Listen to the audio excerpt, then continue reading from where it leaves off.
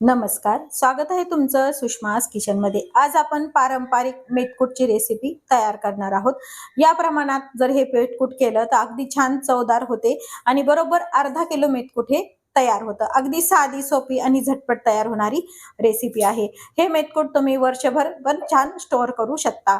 Recipe शेवटपर्यंत बघा। रेसिपीला लाईक करा, चॅनलला सबस्क्राईब करा, तसेच बेल नोटिफिकेशन पण ऑलवर प्रेस करा, म्हणजे तुम्हाला माझ्या प्रत्येक नवीन रेसिपीचा नोटिफिकेशन सर्वात आधी येईल।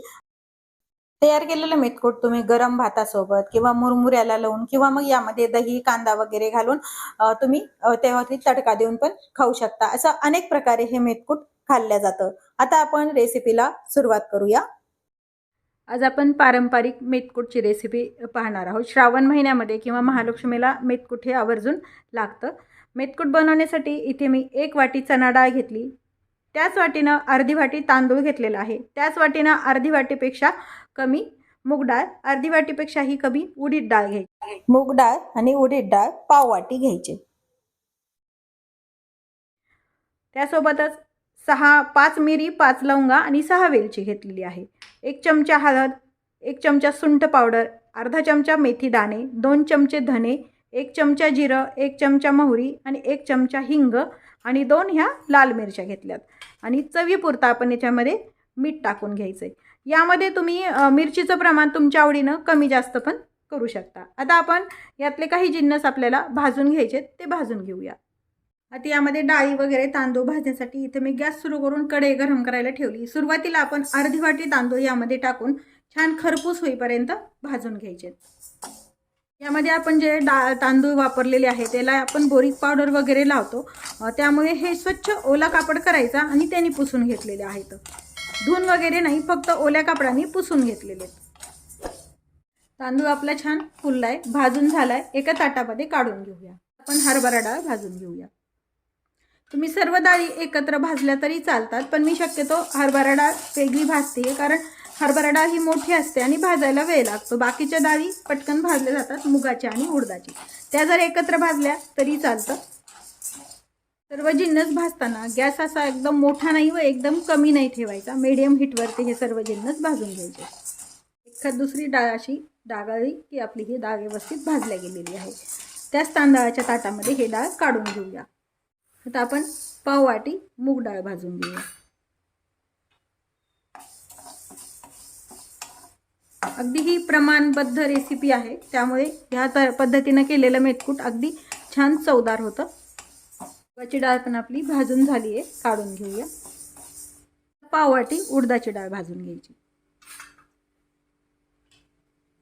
प्रमाण घेताना एकाच वाटीचं प्रमाण घ्या। ज्या वाटीने तुम्ही चणा डाळ आणि बाकीचे तांदूळ घेताल ना, त्याच वाटीने सगळ्या डाळी घ्यायच्यात।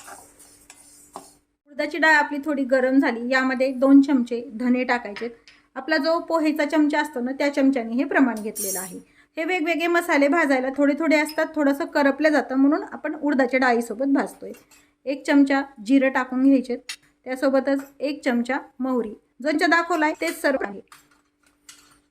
अर्धा चमचा मेथी आहे। थोडं भाजून झाल्यानंतर यामध्ये ह्या 2 लाल मिरच्या कट करून टाकायच्या। लाल मिरच्या नसतील तर तुम्ही लाल तिखट पण वापरू शकता आणि ह्या मिरच्या पण यासोबतच आपण भाजून घ्यायचे। सर्व जिन्नस भाजून झाले, याच ताटामध्ये काढून घ्यायचे आणि आपण आता हे गॅस बंद करून घेतलेला आहे।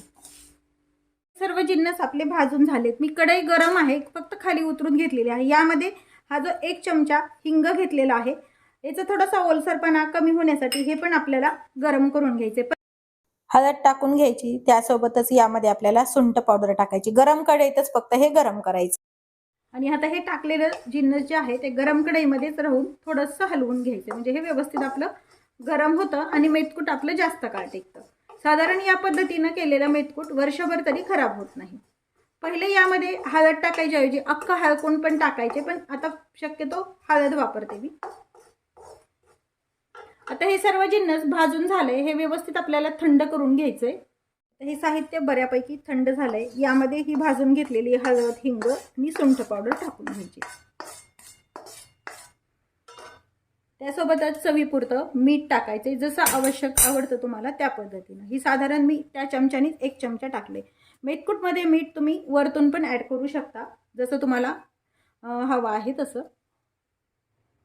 सर्व साहित्य छान थंड झालंय, एकत्र करून घेऊया.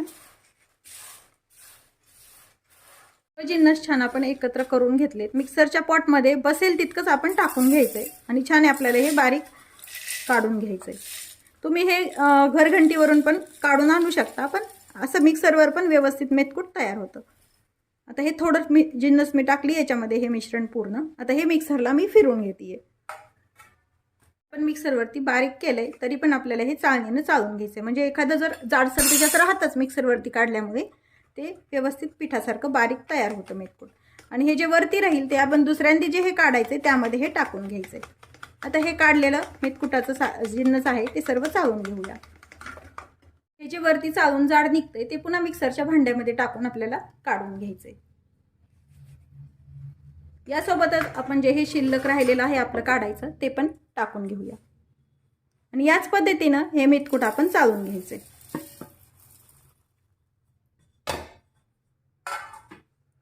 हे आपण चाळून घेतलंय. हे थोडंफार जे वरती राहतं तुम्ही भाजीत वगैरे पण वापरू शकता.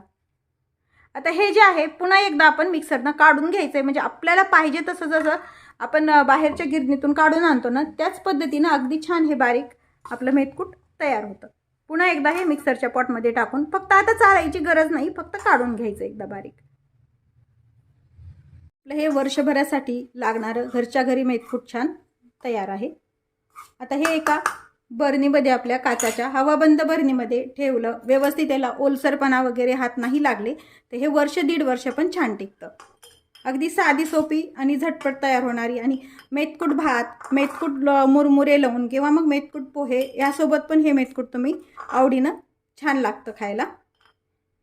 आता हे एका बरणीमध्ये भरून ठेवते. साधारण मी जे प्रमाण घेतलं होतं त्यामध्ये अर्धा किलो हे मेथकूट आपलं तयार झालंय. कधीही मेथकूट किंवा पुडचटणी तुम्ही जर भरून ठेवत असाल त्या साठवणीचे साहित्य तर एक छोट्या याच्यामध्ये रेग्युलर वापरायला ते चटणीला छोट्या भांड्यात पण भरून घ्यायचं. म्हणजे कसं असतं मोठ्या भांड्याला हात वगैरे ओले लागतात, मग ते खराब होतं. त्यामुळे आता हे एका बरणीमध्ये भरलंय. मी शिल्लक राहिलेलं दुसऱ्या भांड्यामध्ये भरून घेणार आहे. इथे मी 2 बरणीमध्ये हे मेथकूट भरून घेतले आणि एक छोट्या वाटीमध्ये पण काढून घेतले. रेग्युलर वापरायला असं वाटीमध्ये वगैरे तुम्ही काढू शकता. वर्षभरासाठी ठेवणीतलं हे खमंग असं मेथकूट तयार आहे. रेसिपीला लाईक करा, चॅनलला सबस्क्राईब करा, तसेच बेल नोटिफिकेशन पण ऑलवर प्रेस करा, म्हणजे तुम्हाला माझ्या प्रत्येक नवीन रेसिपीचं नोटिफिकेशन सर्वात आधी येईल. अशाच नवीन रेसिपीसोबत पुन्हा भेटूया. तोपर्यंत बाय बाय. व्हिडिओ पाहिल्याबद्दल खूप धन्यवाद.